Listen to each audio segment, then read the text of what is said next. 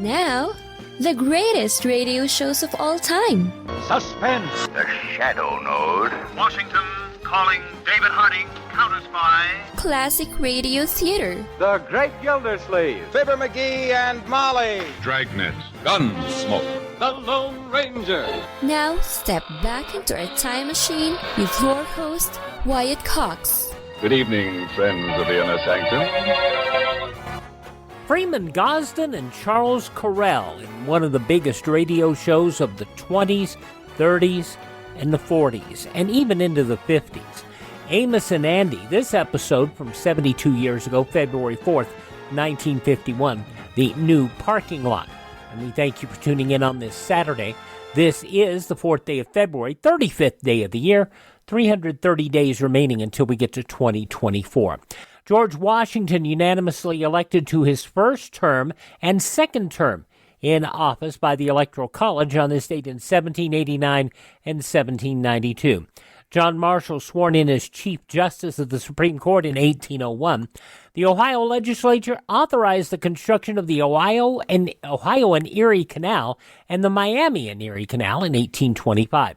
In Montgomery, Alabama, on this date in 1861, delegates from 6 breakaway states met and formed the Confederate States of America. Radium-E became the first radioactive element to be made synthetically in 1936. The United Service Organization, created on this date in 1941 to entertain American troops. You know it as the USO. The first nuclear-powered submarine, the USS Nautilus, launched its 60,000th nautical mile on this date in 1957, matching the endurance of the fictional Nautilus described in Jules Verne's novel 20,000 Leagues Under the Sea. In 1967, Lunar Orbiter 3 lifted off from Cape Canaveral's Launch Complex 13 on its mission to identify possible landing sites for the Surveyor and Apollo space missions. Yasser Arafat took over as chairman of the Palestinian Liberation Organization on this date in 1969. On this date in 1964, the Symbionese Liberation Army kidnapped Patty Hearst in Berkeley, California. I died in that fire on 54th Street, but out of the ashes I was reborn. I know what I have to do. Our comrades didn't die in vain. The pig lies about the advisability of surrender have only made me more determined. I renounced my class privilege when Sin and Cujo gave me the name Tanya. A recording that was released in April of 1974. It was on this date in 1992, a coup d'etat led by Hugo Chavez Frias against Venezuelan President Carlos Andrés Perez in 1992. And in 1993, Larry Bird told a sold-out Boston Celtics crowd he was retiring. Tonight I leave you and I say thank you. I'll be around, but tonight my basketball career is officially over, and I had a blast. Larry Bird on this date in 1993. A major snowfall paralyzed the Midwestern U.S. Milwaukee tied the all-time record on this date in 1996 at 26 degrees below zero. 1999, unarmed West African immigrant Amadou Dilia shot dead by 4 plainclothes New York City police officers on an unrelated stakeout, inflaming race relations in this city, not unlike what's going on right now down in Memphis, Tennessee. Facebook, founded by Mark Zuckerberg on this date in 2004. In 2006, a sad event, a stampede occurring in the Ultra Stadium near Manila in the Philippines. People had been camping outside the sports stadium for days to get tickets to an anniversary celebration of a very popular television game show. Now, tickets were started to be handed out at dawn, and people were pushing to get the tickets when someone in the crowd apparently shouted "bomb," which caused amazing panic as people were pushing for the tickets and pushing to get out, and many were crushed against a steel fence.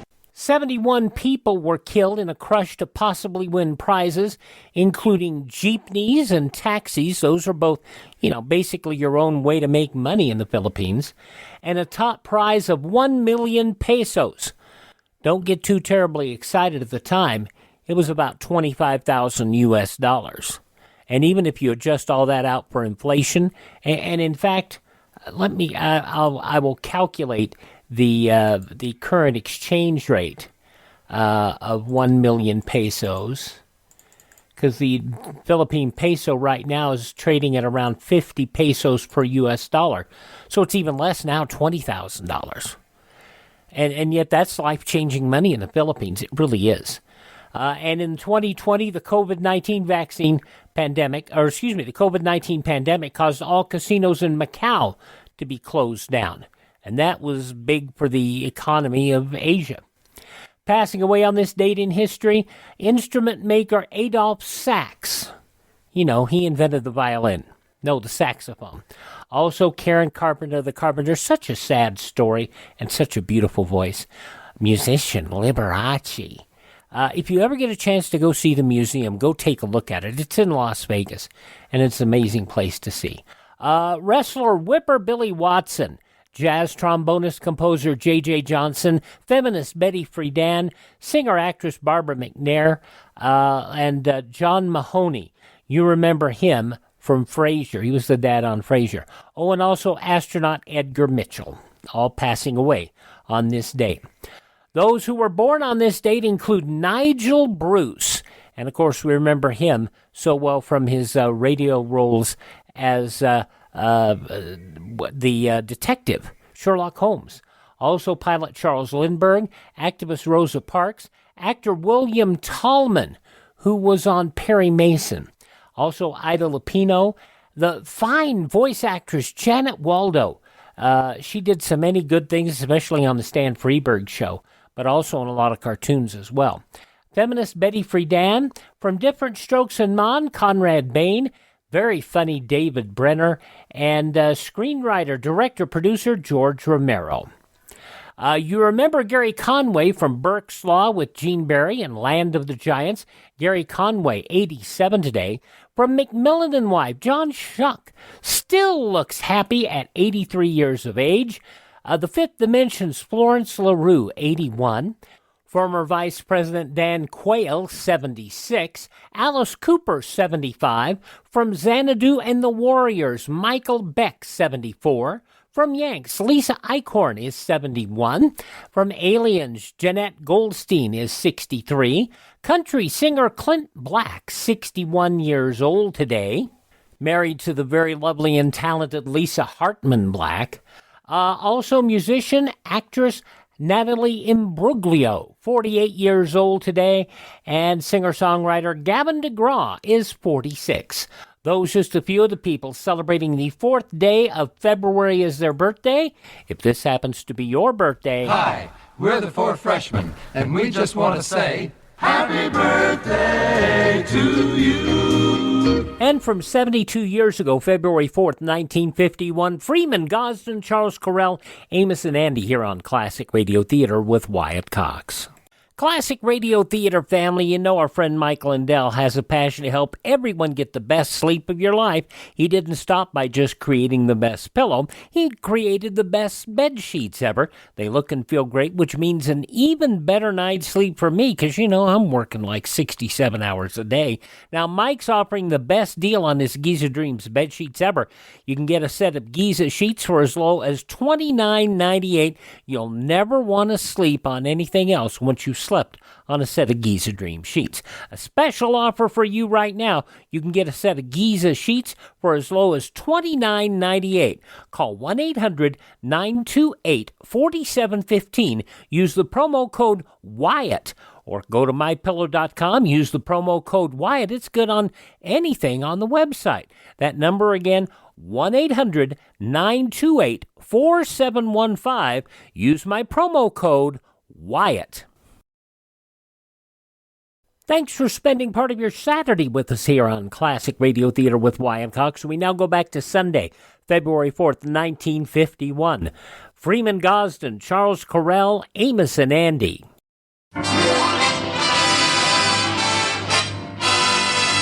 Andy, you know what that music say? Yes, sir, Amos. That music say good health to all from Rexall.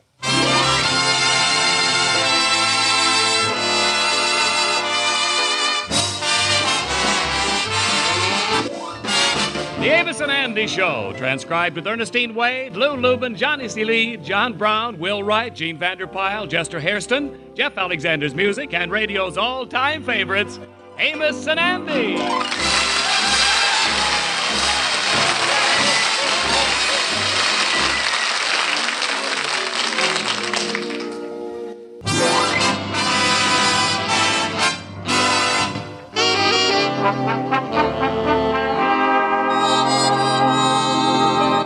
Kingfish finally solved the problem of his mother-in-law living with him for 2 whole days, and the Kingfish was a happy man. But when he returned to his apartment this evening, he found fate had dealt him another cruel blow in the shape of his brother-in-law, Leroy. Well, what's going on here, Sapphire? First it was your mama moving in here with us, and now it's your goofy brother, Leroy. What is we running here, a motel for vultures? Now listen, George, Leroy is staying with us for a couple of weeks, and that's final. I tell you that he gotta go. I can't stand it. He spent an hour and a half in the bathroom this morning, made me late for my date at the pool hall. Wore my new suit I got from the Salvation Army. And on top of that, he slept on the sofa all afternoon, so I missed my nap. I tell you, I ain't gonna have no bum around this house. George, I don't want to hear no more of that. I want you to be nice to Leroy. Well, all right, then. I'll be congenital to the boy. Now, listen, George, he's in the other room sleeping, but he asked to be called at 11. Now, you go in there and wake him up. Wake him up? Yes. Be glad to, honey. Be glad to. I'll go right in there now. George? What? Put that hammer back on the table. Just a thought, just a thought.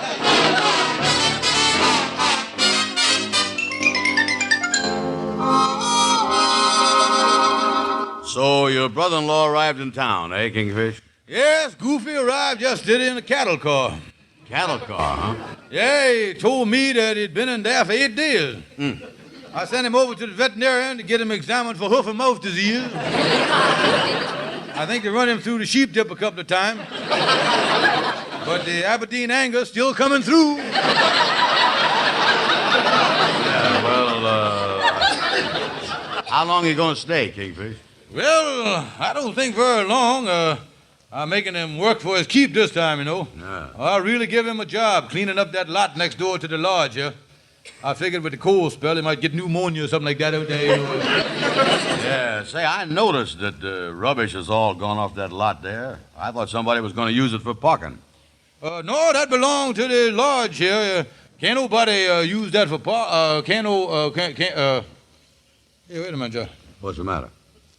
Why can't we use it for a parking lot and make some money? Yeah. How would we work the thing, Kingfish? Oh, it's easy, Andy. Why, we'd go in together on a strictly 50-50 partnership basis. Now, how much money can you put up, Andy? Well, I could cash in my life insurance policies, close out my checking account, cash in my Christmas Club savings account, and sell that investment stock that I bought.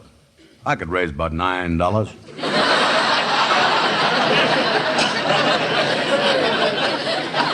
Good. Tell you what, then, you put up your $9 and I'll match it with $9 worth of brains. Now, you see that? Yeah, well, then we could start off. Hold it. Wait a minute here. Forget that idea. You put up the same amount of cash that I does. Okay, Andy, but you'd rather have money. It's all right with me. But if I puts up the cash in the business, I reserves the right to use my brains for something else. I'm going to tell you that now. Well, how much could we make out of the parking lot? Well, let's figure it out, sure. You just take the amount of space we got and divide it by the number of cars we can park. Yeah, well, how much space has we got in that lot? Well, we got 12,000 square feet. My brother-in-law stepped it off this morning. How could he do that? Has he got square feet? I think he measured it with his head, to tell you the truth. Well, tell me this. Figuring 12,000 square feet there, how much money can we take in on the lot? Well, let me see here. I'll figure it out. I'll do it by the hour and see how much we can make. Yeah. Now, let me see. 12,000 square feet times 60. Times 60? Yeah, on account of 60 minutes in the hour. Oh, yeah. Now, we divide that figure by 2 bits, crack that up into digits, and subtract that from the sum of the revisor. Yeah. What'd it come to? And on an average day, we can clean up almost 618 square hours out there. Yeah, well, 618 square hours sounds pretty good, all right. Too bad the answer didn't come out in dollars. Yeah, but the income of 618 square hours ain't bad. No, special for a new business. Oh, yeah. Now, the next thing we ought to do is to think up the printing that goes on the back of the parking check. Yeah. You know that stuff that's so small that can't nobody read it? We got to get some of that on there. Oh, yeah, all that stuff about, we ain't responsible for nothing under no circumstance and stuff. That, huh? Yeah, we'll print on them tickets in big letters. We is completely irresponsible. Let's put it.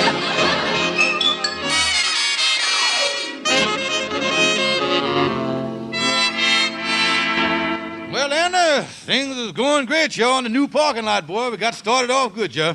Yeah, we got 16 cars on the parking lot already. Yeah, and we only been in business 2 square hours, too. Yeah, say, wait a minute, Anna. Here come another car. Brand new. Nice looking sedan. Yes, ma'am. Here's your parking ticket, lady. Will you please be very careful with this car? Because we just got it this week, and you know there's a shortage of cars. Oh, yeah. This is the super careful parking lot, you know. My assistant here will really drive a car careful. Get him over here. Miss Rickenbacker. Miss Rickenbacker, park the lady's car. Be very careful, brand new. Oh, thank you so much. Parking one car, coming up. Here's your 25 cents. Thank you very much. You're welcome. Hey, this is a nice-looking car, all right, Kingfish. Wish I had it. Yeah, well, start it up, Andy, and back it over there in space number 7. Okay. There's a car already in number 7.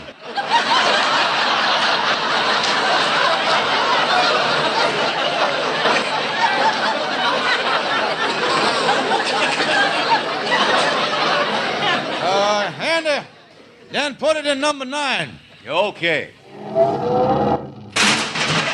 There's a car number 9, too. Brother Andy, back it into that empty space between them 2 cars right there, will you? Yeah, okay. Is everything clear? Wait a minute. Hold it, Andy. Hold it there. Now, the way you aiming that, how is you going to get that in that open space? I'm going to bank it off that Chevrolet.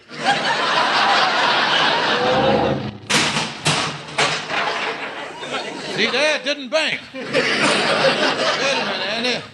You ain't got to park it. Here come the lady back. She's going to take it. Well, I'm back. The store was too crowded. Now, say, what in the world have you done to my rear fender? Well, now, don't blame us. We ain't responsible. Go get yourself a magnifying glass and read the back of that ticket there. Go on. Well, I'll never come in this parking lot again. Now I'll have to go to the fender shop and get my fenders all straightened out.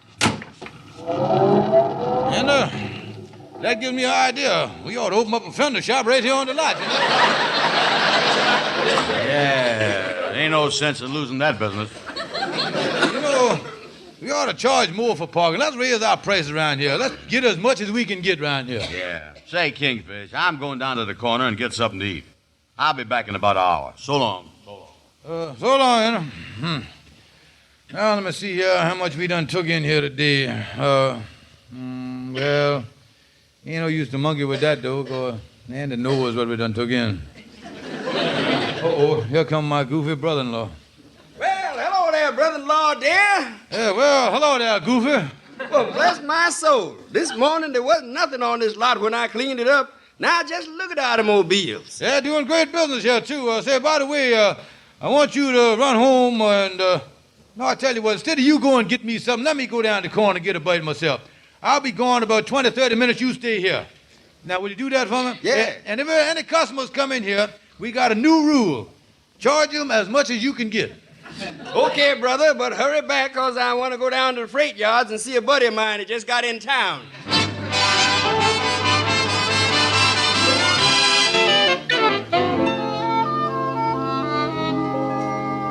Well, Leroy, I wasn't gone long, was I? No, you wasn't, Kingfish. Is Andy Brown got back yet? No, I ain't seen him. How was business while I was gone? Oh, I think I done very good. Here's the money right here, $600. $600? Yeah, I sold that Ford convertible that was sitting right out front there. Certainly got a nice lot here. See you later, Kingfish. Holy smokes, he sold the car off my parking lot. Well, I know it sooner or later I was going to have to blow my brains out. I guess that's what...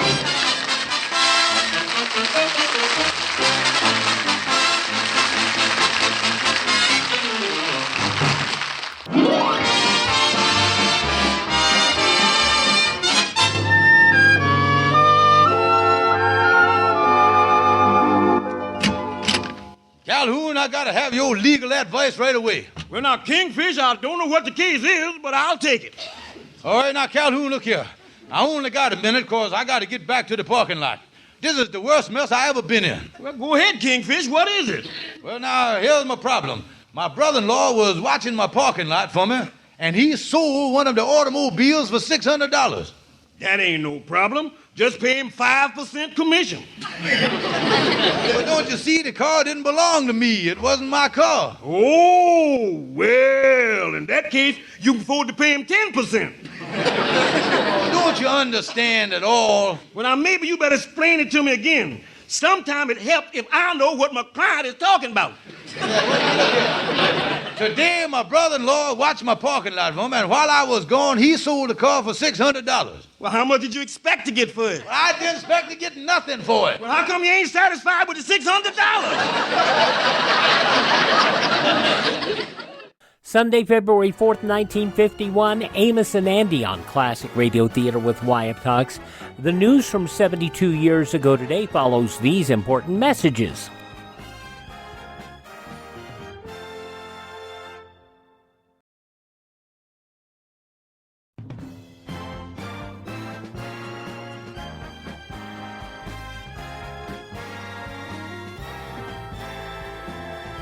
Thanks for joining us on this Saturday Classic Radio Theater with Wyatt Cox and an episode this hour of Amos and Andy, as it was originally broadcast Sunday, February 4th, 1951.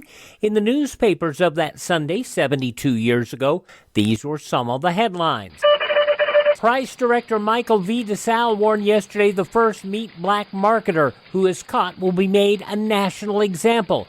DeSalle's staff prepared a new and tough meat order designed to aid enforcement of ceiling prices by tight curbs on slaughterers. At the same time, there were these developments on the home front.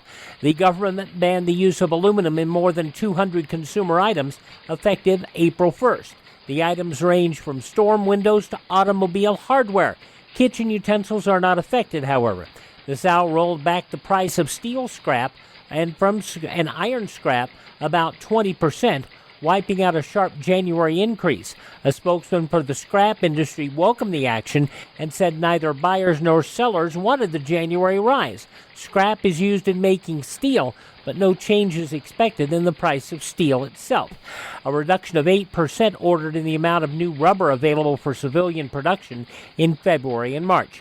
As for meat, DeSalle informed a reporter, there have already been rumors of black markets in meat. We haven't established whether these are facts or only rumors. I feel sorry for the first man we catch. He will be made a national example. And he didn't smile when he said it. Post offices throughout the nation ordered yesterday to quit accepting certain classes of mail because of the railroad strike. Amid congressional demands for action to protect the defense program, Capitol Hill began to talk about anti-strike legislation. As the 5-day walkout of yard workers continued to widen, the National Railway Mediation Board made a second move to try to get management and Railroad Brotherhood officials into a meeting, an invitation issued for a joint session with the board. In other labor news, as we said, about 12,000 switchmen members of the Brotherhood of Railroad Trainmen idle since Tuesday in a sick call walkout. Discontentment over failure to reach a settlement of the union's demand for a 40-hour work week for 48-hour pay, plus some rules change. A chorus of Republican and Democrats' demands for deep slashes in non-defense spending arose on Capitol Hill yesterday as a result of President Truman's request for a quickie $10 billion tax increase. Senator Byrd, the Democrat of Virginia, said in a statement that we have taken off the fat from taxpayers by two so-called quickie tax bills enacted in the past several months. Further huge tax increases will dig deeper into the lean meat and possibly into the very bone structure of our economy, unless they are eased by elimination of non-essential expenditures. Byrd emphasized that it was essential to pay as we go, but he proposed a slash of $9.1 billion in Truman's $71.5 billion spending proposals for the year beginning next July 1st. Senator O'Connor, the Democrat of Maryland, called for a $5.2 billion cut. The United Nations pondering ways yesterday of reaching a peaceful settlement with Communist China, pushing into the background the idea of sanctions. Despite Peeping's flat statement that it will have nothing to do with a new Good Offices Committee, Chairman Nasrallah Ansari of Iran went ahead trying to find a basis for negotiations, saying, "We should not give up hope." Those some of the day's top news stories as reported in the newspapers of Sunday, February 4th, 1951, on your radio Amos-n-Andy, which continues now on Classic Radio Theater with Wyatt Cox. It ain't a question of being satisfied. The thing is, I don't deal in automobiles. I got a parking lot there. Oh, your place is just a parking lot. Yeah. Now, we're getting somewhere. It's a lucky thing for you come here for my legal advice. Kingfish, I'm gonna tell you something that you ought to know. What's that? You had done sold a car that don't belong to you.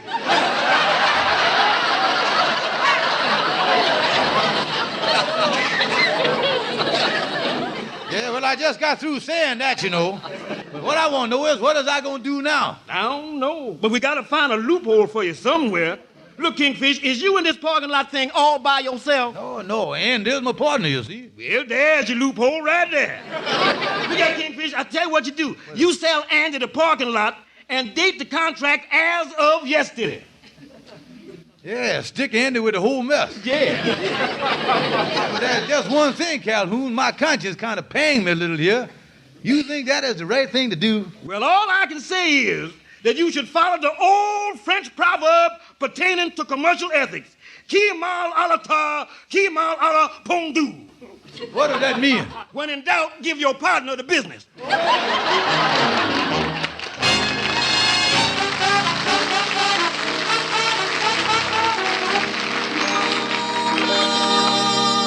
Say, Kingfish, where has you been? When I got back here, there was nobody at the parking lot. Well, then I just run down to my doctor's, boy, for a quick checkup, and he give me the bad news. I was afraid I have to go and give up the parking lot business, Andy. Give it up? What's the matter with you? Well, according to my doctor, I can't stand the exhaust fumes. I've been breathing too much carbon peroxide, Andy. What is that? Well, I was allergic to the carbon peroxide, you see. Yeah, I went over there to the doctor, and he gave me the allergic test. I took off my shirt, and he scratched my arm here with the exhaust pipe and swole all up on me. Say, you sound like you was in bad shape. Oh, yeah, I is, Andy. The doctor said that on top of everything else, I need a dry climate. He gave me my choice. I can either go to Arizona or sleep with my head in the oven. That's what he said.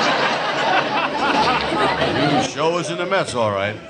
Well, tell me this, what you gonna do about it, King? Well, there's only one thing I can do before I wheezes myself to death here. I just got to take a finance licking and sell out to you, boy. Well, wait a minute here. I don't know whether I want the whole business. Well, no rush about it, Andy. Take your time and think it over. Yeah. Well, now that you think it over, it's a deal, Andy. Now, here. Well, Andy, here's your $600. You're making a smart move, boy. Hey, why has you giving me $600? Why? Yeah. Of course, you got it coming to you. After figuring everything very close, I find out that the business is worth $1,200. And as long as you was buying me out, you was entitled to my share of it, see there?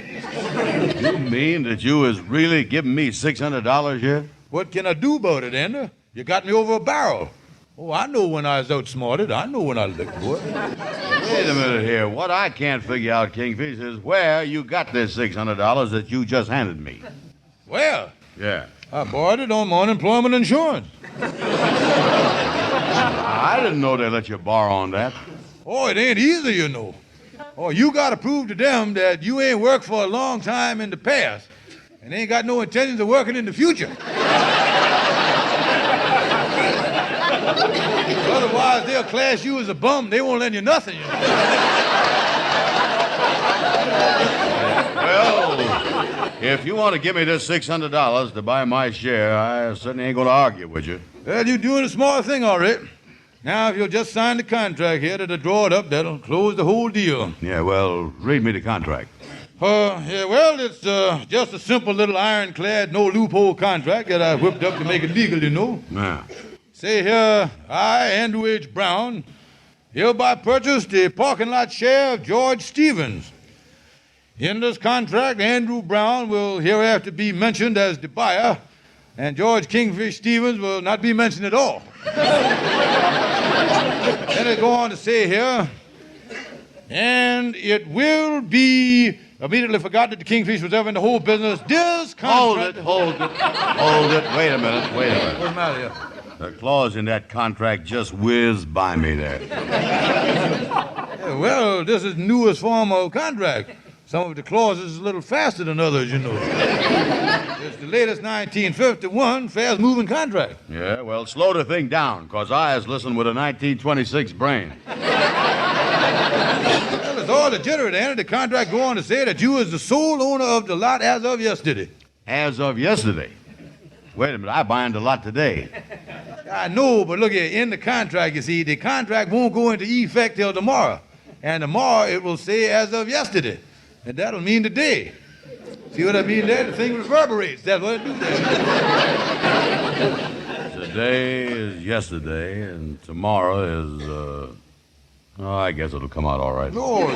Okay, I'll sign it. Oh, great, Andy. Put it right there on the dotted line. That's it. There you are. Congratulations, Andy, on becoming the sole owner of the parking lot as of yesterday. Oh, thanks, Kingfish. Maybe I can go in another business with you again sometime. Maybe, but who knows what you'll feel like doing 10 years from now, Andy.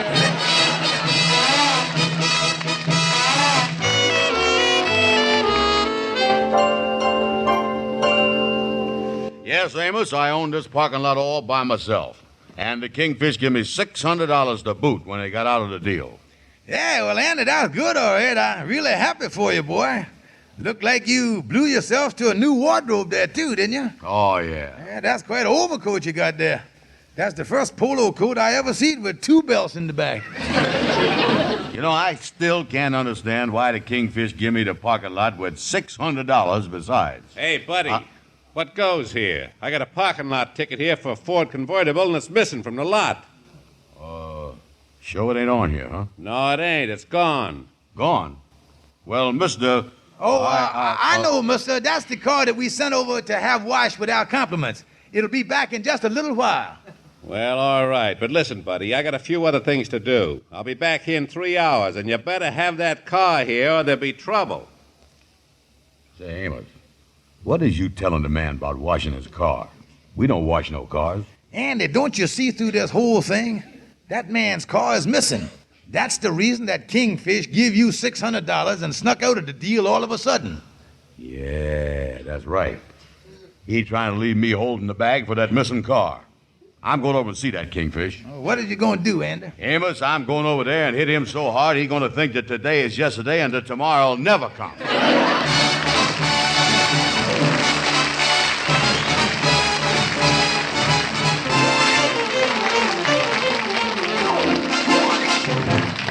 February 4th, 1951, Amos-n-Andy on Classic Radio Theater with Wyatt Cox. We've talked about Elliot Lewis before on this show. We'll hear Elliot and his wife, Kathy, in an episode of On Stage from 70 years ago, February 5th, 1953, A Corner of Autumn, a study of the romance between an ugly saloon singer and an alcoholic piano player. That's on Sunday's Classic Radio Theater with Wyatt Cox. But now the conclusion of Amos-n-Andy, 72 years ago today, February 4th, 1951.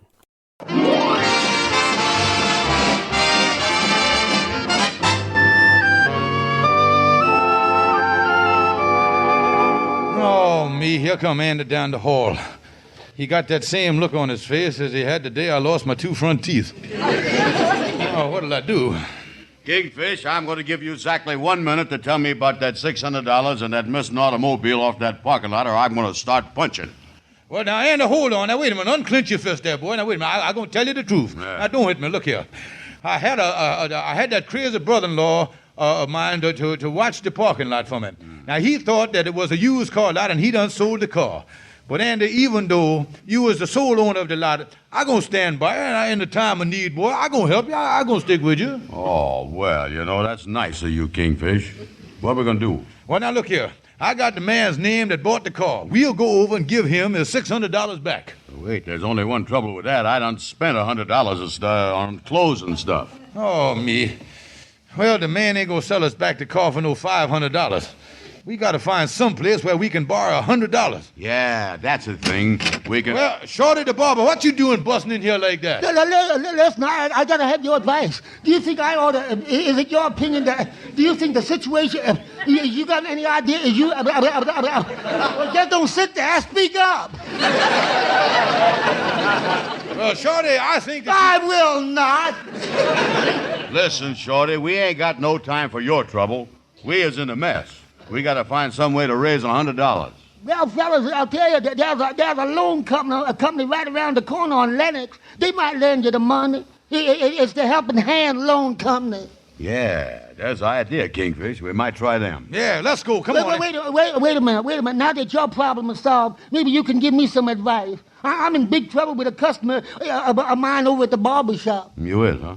Yeah. I give this customer one of my best haircuts. I spent a whole hour doing the job. One of the most beautiful crew haircuts I ever seen. Every hair was standing up 1 inch long, perfectly even. Yeah, well, how was you in trouble? Well, he was dissatisfied with the fella didn't like the way he complained about the customer was a woman.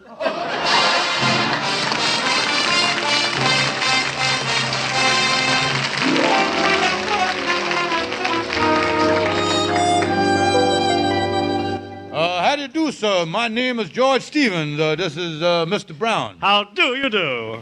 This is the Helping Hand Loan Company, ain't it? Oh, yes, it is. May I give you a helping hand? Yes, sir. What I want to do, mister, is to borrow $100. Yes. Now, Mr. Stevens, your references? There he is right there, Mr. Brown. I carry him with me. He's my personal reference. No, he's okay. Give him $100.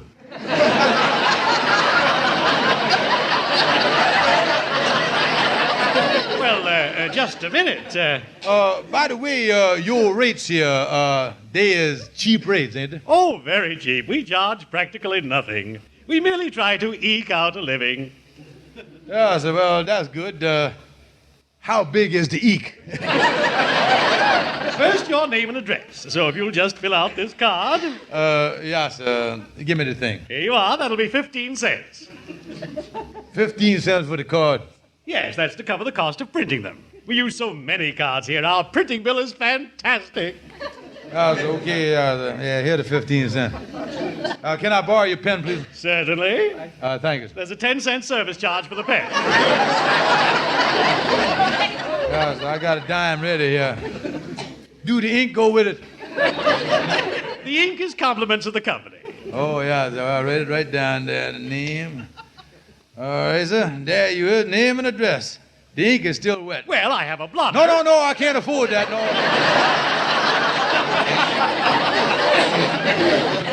Just let me blow on it there. Give him the $100, mister. Well, now, Mr. Brown, do you feel qualified to be a reference for Mr. Stevens? Oh, yes, sir. You ain't talking to no bum, you know. Look here. There's $500 right there. See it? Eyes loaded, boy. Well, now, you think he's worth $100 security, don't you? Oh, sure. Well, suppose you put up $100 just as security, mind you. All right, sir, I'll do that. There you is. There's $100. Now, I'll take this $100 and give it to Mr. Stevens. There you are, Mr. Stevens, $100. And you come in and make your regular weekly payments. That's very good. Thank you very much, sir. Thank you very much. See you later, mister. Goodbye. Goodbye.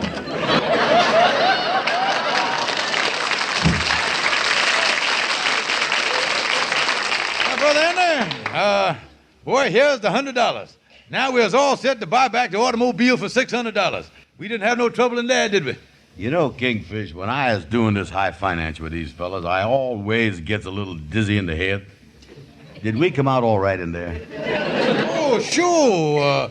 You see, the $100 you put up was just security. But I borrowed $100 as a loan. And I is give you the 100. Let's go over in the corner somewhere and count our money here.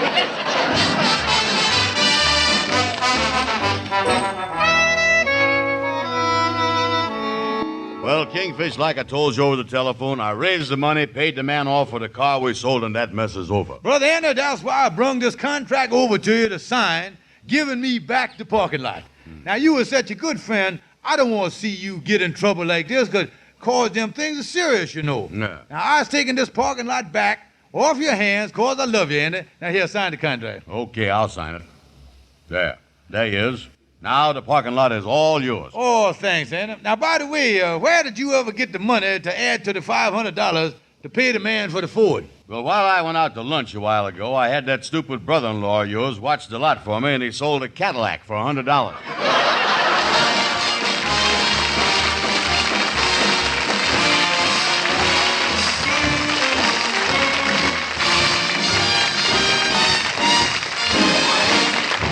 The old boys always got into something. Amos-n-Andy, 72 years ago, February 4th, 1951. And those of you who have not heard my rant on Amos-n-Andy, I will simply say very simply that those who fail to learn from history are doomed to repeat it. That's why we run a lot of shows that some of you may find marginally offensive. Thank you so much for tuning into Classic Radio Theater with Wyatt Cox. If you're looking for something for a special occasion, go to mypillow.com. There's all sorts of great stuff there. Use my promo code Wyatt for maximum savings. mypillow.com, promo code Wyatt. Visit my friend Ted at radiomemories.com. He supplies radio programs for you on cassette, CD, or on flash drive for your computer so you can share with others. That's at radiomemories.com. And my webpage, classicradio.stream, classicradio.stream. Stream our shows, learn about building a classic radio collection of your own. You can contact me there. You can find our social media links. And if you like what we do here, you'd like to help us continue to acquire additional classic radio collections, you can buy me a coffee. That's at classicradio.stream. Classicradio.stream. Thanks for tuning in. Tell all your friends the great radio shows are right here at this spot on the dial. Classic Radio Theater with Wyatt Cox here on your favorite station. Have a great Saturday.